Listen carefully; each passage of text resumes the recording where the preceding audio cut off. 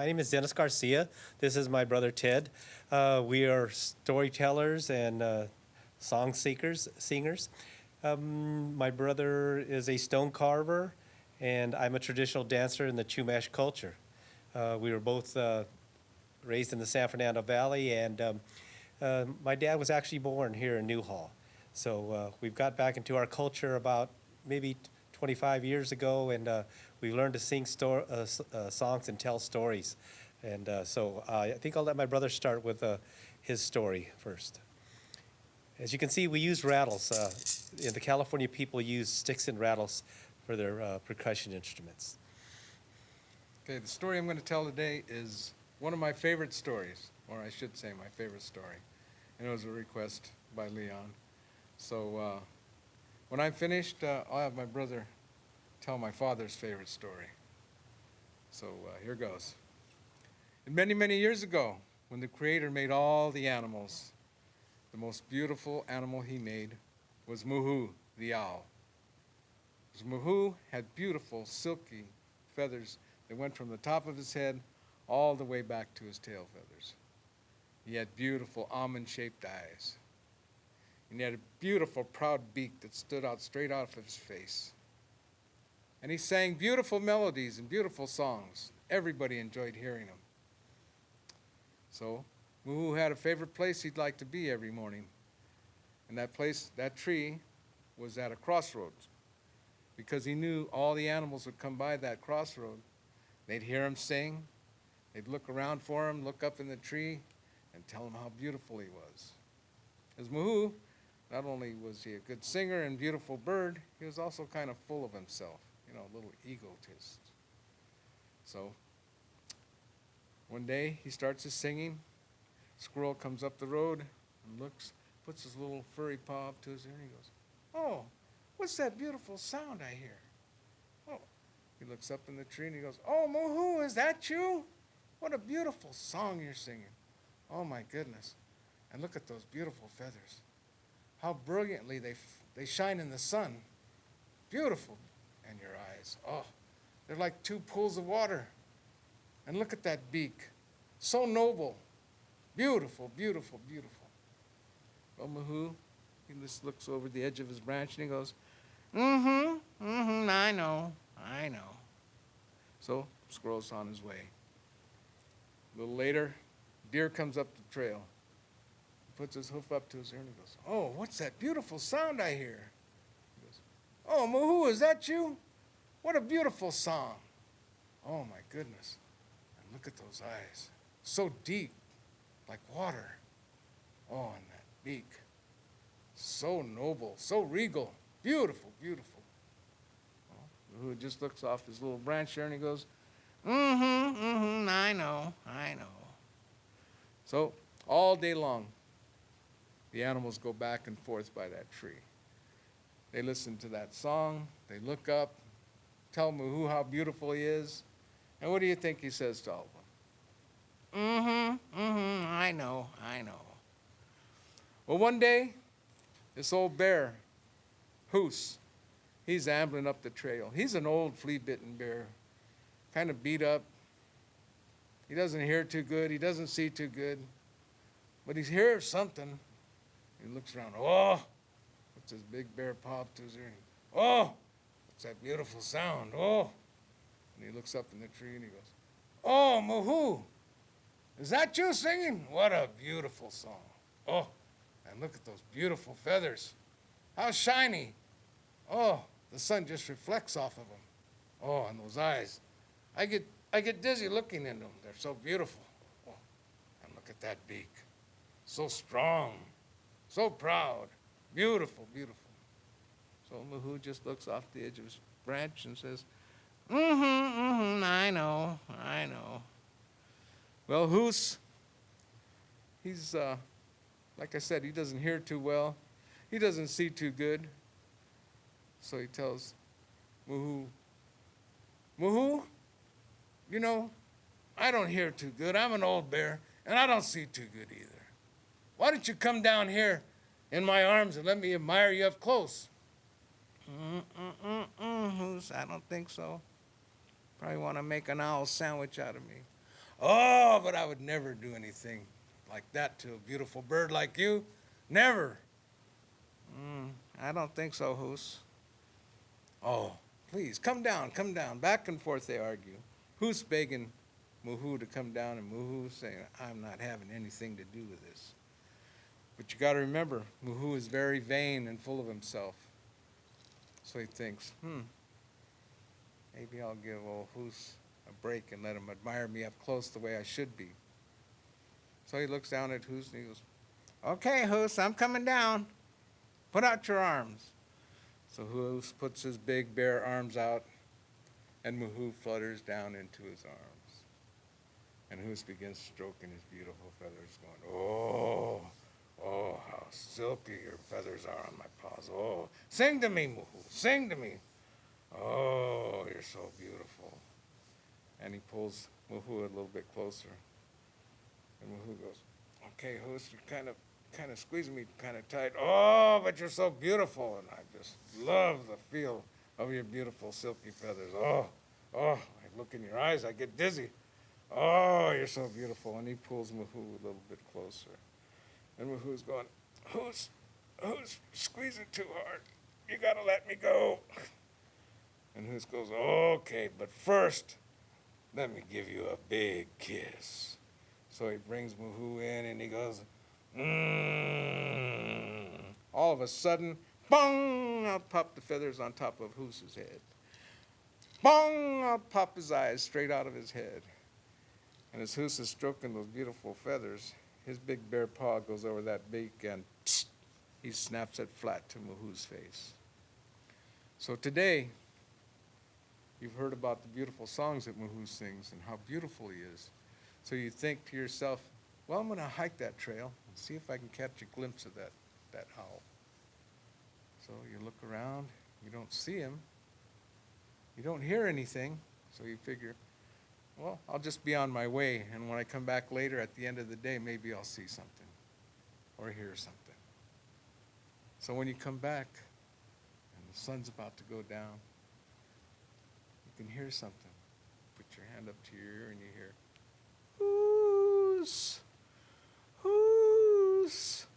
Hus did this to me. And that's the story of Muhoo and Hus. Aho! And here's a song that we sing. It's not Muhoo, it's Yamaquiri. This is a different kind of owl, but we try and sing a song that goes with a story. So we'll sing an owl song for you. Yamaquiri.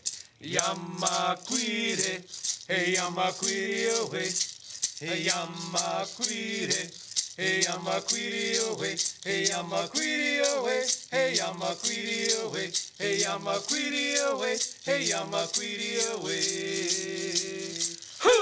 Yamaquiri, hey Yamaquiri, hey Yamaquiri away, hey Yamaquiri.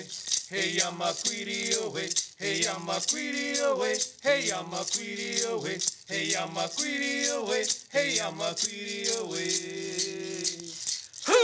Yamaquiri, hey Yamaquiri, hey Yamaquiri away, hey Yamaquiri, hey Yamaquiri away, hey Yamaquiri away, hey Yamaquiri away, hey Yamaquiri away, hey Yamaquiri away.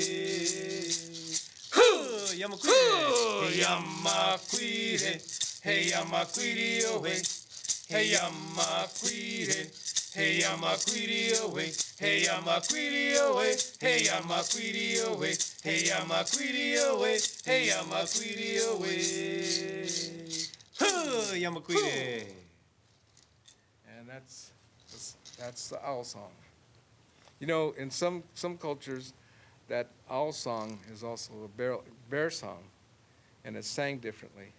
And it's Yamaquiri, Yamaquiri, Yamaquiri, Yamaquiri, Yamaquiri, Yamaquiri, Yamaquiri, Yamaquiri. And that's, you know, I guess in the cultures and in the California Indians cultures, I guess everything kind of may come together or separate, you know, become something different. So, but that's how I learned them, and I really don't have any explanation for it. So I guess in reality, you're singing a song in honor of the bear and the owl at the same time. Yeah. So I guess now it's my turn. As my brother said, this was my father's favorite story. When we would go to different functions or presentations, we would, out of respect to him, we'd ask him, we called him Pops. He said, Pops, what's story would you like to hear? And this is the story that he asked for.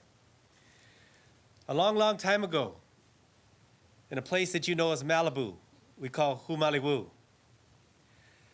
The people awoke from their homes they called ops. They were dome-shaped, made out of tule and willow. And when they awoke, they came out. They were expecting to see the sunlight, but it was total darkness. The only lights came from the fire in the village. So they tried to go about their day's work. They thought nothing of it. They tried to, once they left the village, they couldn't see anything to gather or to go to the ocean and fish or do anything or do any of the work that needed to be done. So they didn't think much about it. They came back into the village. They sat down in front of their homes until it was time to go to bed, and they went to bed. Well, when they awoke the next day, the same thing happened. It was still total darkness outside the village. And they're very concerned. They what's happening here? What are we going to do? They prayed and everything for the sun to come back to them, but nothing was happening. Well, this went on for about 7 days. And the people of the village, the chiefs of the village, the families got together and they said, what are we going to do? We haven't seen the sun for 7 days. So they sat in council and they agreed and they came up with this idea. Let's send a dozen of our best warriors out to see if they can bring back the sun to the Chumash people. So they all agreed. In our culture, there are men and women chiefs, so they're men and women warriors. And we didn't really fight anybody here in our culture on our land. But our warriors were also people who could row a canoe or were great hunters or fishermen. So men and women chiefs, they were men and women warriors. So these warriors kissed their families goodbye, and they sent them out into the darkness, and they disappeared. Well, an 8th day passed, and a 9th day passed, and a 10th day passed, and still no sun. The children were getting restless because they couldn't go fishing, they couldn't practice their hunting skills. The elders, even though they were warm inside, they wanted to sit outside in the sun, and there was none. On the morning of that 10th day, out of the darkness comes an elder. And with him, he has a little warrior that stands about this tall. And the people of the village approach him, and they asked him, what do you want with us, old man? He said, I brought my warrior to bring back the sun to the Chumash people. Well, they kind of chuckled because this warrior was only this tall. And they asked him, what makes you think that warrior is going to bring back the sun to the people when we sent out 12 of our best warriors? And it's been 3 days, and they still haven't brought back the sun to us. The elder just looked at him and said, I guarantee my warrior will bring back the sun to the people. Well, having nothing to lose, they brought him into the circle with his warrior. And the elder began to sing. Yanni, yanni, ho, ho, yeah, wee, oh, yeah, yanni, yanni, ho, ho, yeah, wee, oh. And the warrior started to dance in the circle. And he started to dance a little bit faster, so the elder sang a little bit faster. Yanni, yanni, ho, ho, yeah, wee, oh, yeah, yanni, yanni, ho, yeah, wee, oh. Well, the warrior danced even faster yet. So the elder sang faster. Yanni, yanni, ho, yeah, wee, oh, yeah, yanni, yanni, ho, yeah, wee, oh. And as that warrior danced very fast in the circle, he put his arms out like this. And as he did that, feathers started to cover his arms. And then they started to cover his body. And pretty soon, his whole body was covered with feathers. And as he danced in the circle, a couple more times in the circle, he took flight and he disappeared into the darkness. The people just stood there in amazement, wondering what happened. Well, an 11th day passed, a 12th day passed, a 13th day passed, still no sun. No matter how much the people prayed or asking for the sun to come back, it was still dark. On the morning of that 14th day, in hopes of seeing something, when they came out of their ops, their homes, they looked up in the sky. As they did, they saw a little glimmer of light. It came from the east over the mountains. As time passed, a little more light. Eventually, they could see part of the sun, and then the whole sun was in the sky above the mountains in the east. As they looked real close, they saw the 12 warriors that they'd sent out. They were coming back down over the mountains and into the village, and they were greeted by their families, so happy to see them again. As they looked even closer, they saw the sun. It was kind of moving back and forth over the mountains. And they saw this warrior, and the sun was setting on its tail. Well, eventually, he circled the sky a few times, and he dropped the sun off in the east above the mountains. And then he flew back down into the village. And the people of the village approached him, and they had many, many questions for him. Did the sun say anything to you? Did he tell you anything? Did he give you any messages for us? And he said, yes. He kind of hesitated. And he goes, well, what did the sun say? He said, never take anything for granted, because you never know when that sun's going to come up in the sky. And more questions kept coming at him. Well, what else? He said, just because someone is small in stature doesn't determine his strength, because his strength comes from within. And more questions and more questions and more questions. And eventually he just turned around and he showed him his tail feathers, and they were this beautiful red. He said, where the sun shone so brightly on my tail feathers, he left him this beautiful red. And then he showed him where the sun actually touched those red feathers and left this black mark across those red feathers. He said, he honored me with these beautiful feathers. And that's the day that the red-tailed hawk was created, and he brought back the sun to the Chumash people. Oh. Oh. So we sing a song about this red hawk, Tesun Red Halik. And it goes like this. Tesun Halik, Haku Tehalen. Tesun Halik, Haku Tehalen. Atapapa Wachilik, Achoho Wachun. Ayawa Hiwanawa, Ayawa Hiwanawa. Tesun Halik, Haku Tehalen. Tesun Halik, Haku Tehalen.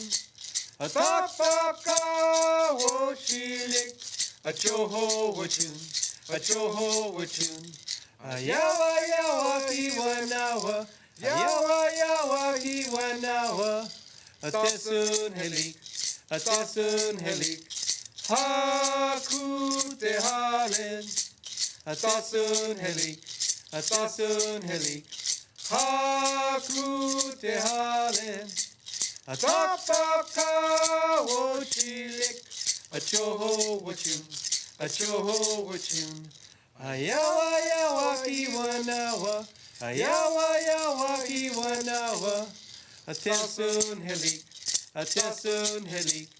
Haku Tehalen. Tesun Halik, Haku Tehalen. Atapaka Washilik, Achoho Wachun. Ayawa Hiwanawa, Ayawa Hiwanawa. Tesun Halik, Haku Tehalen. Ho! Halik. You know, when we raise our rattles like this, it's like a lot of Native people, when they're dancing, they raise it to honor things. Well, I always ask people, have they ever been out hiking, like out where there's a lot of fields and stuff, maybe mountains, and you'll see the hawk. He's sitting up in the sky doing this, kind of just staying in one spot. I always look at it as he's given us blessings. If you're lucky enough to see him, he's giving you blessings. But we all know that he spotted something on the ground he's going to eat. But, That's how I see it, though. Thank you.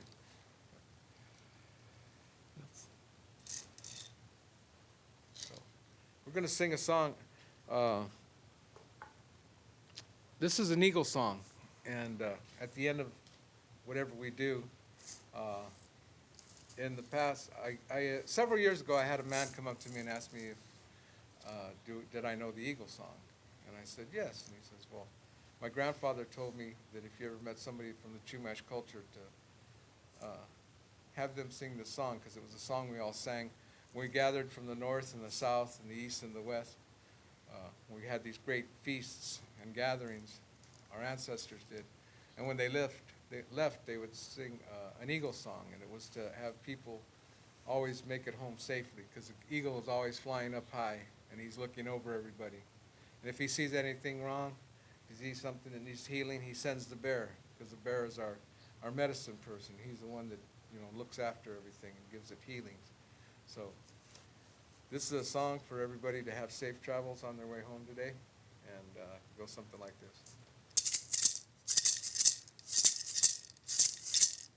Hi-yo-way, yo-way, ya-hey, ne, ya-hina.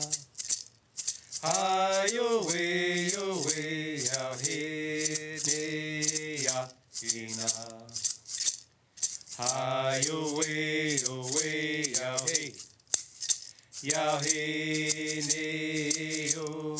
Hi-yo-way, yo-way, ya-hey, ne, ya-hina. Hi-yo-way, yo-way, ya-hey, ne, ya-hina.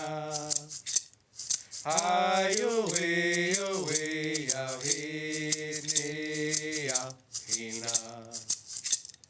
Hi-yo-way, yo-way, ya-hey, ya-hey, ne, yo.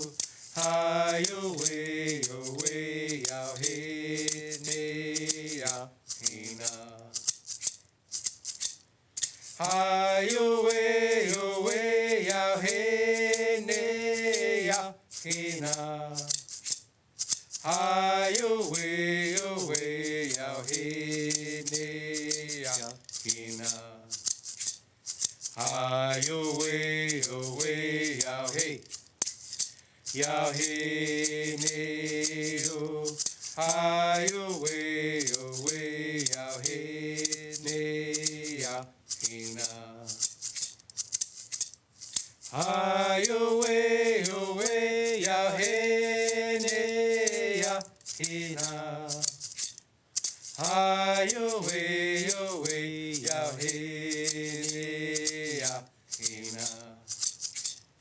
Hi-yo-way, yo-way, ya-hey, ya-hey, ne, yo.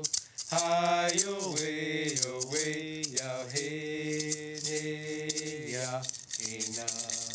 Oh, slow the eagle. When my brother and I first got into our culture,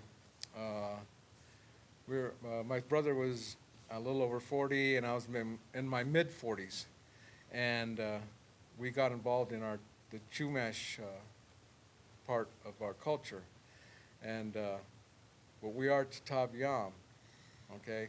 And just recently, we got into the Tataviam part of our culture, and we're very proud of that. We always knew who we are, but there was nothing really there for us to explore or learn from at the time. And several years ago, one of our cousins in San Fernando, he started the Fernandeno-Tataviam band of Mission Indians, and we got involved in that. So, because we're not also Tongva, we're also Vanity Serrano, okay, we're also Chumash, but we're Tataviam, which is, that's how things work in the culture. You go, one grandma goes from one culture to another, has children, they go from another culture. So that's why we have so many different bloodlines. But like I said, our main bloodline was always Tataviam. So that's kind of how it worked. How like I'm almost 70, so I'm not probably going to learn too much about the Tataviam, but I'll learn as much as I can. Just like, I had 25, 26, 27 years to learn about the Chumash culture. So now hopefully I got another 25 years to learn about my Tataviam culture. I'd like to add to that the fact that the Chumash culture was much more available to us. They were more out there. They were known. When my dad was born here in Newhall, and he knew through our grandmother who he was, and that they were Tataviam. But there was a lot of things going on there with, like, I guess, anthropologists and things like that. It was hard to describe your bloodline and where you came from. When we first found out that we were natives, we were described as a completely different tribe or nation. But when they realized who we were, we found out that we were parts of, like I say, because they intermarried into different tribes, and we found out that we were dominant in this area that most of our culture was from. But like you say, because the Chumash were out there and much more, much more known to them. Because in a time when my dad grew up, they didn't admit that they were Native people. There was discrimination and things caused him not to take on his Native heritage and culture. So that's why probably, even though we knew who we were as children, that we were Native blood, we were mixed blood, but we were Native blood, that we didn't learn about our culture till we were later on into our adult lives. And people like my parents and grandparents didn't admit that they were Native because of discrimination and things that were going on. So.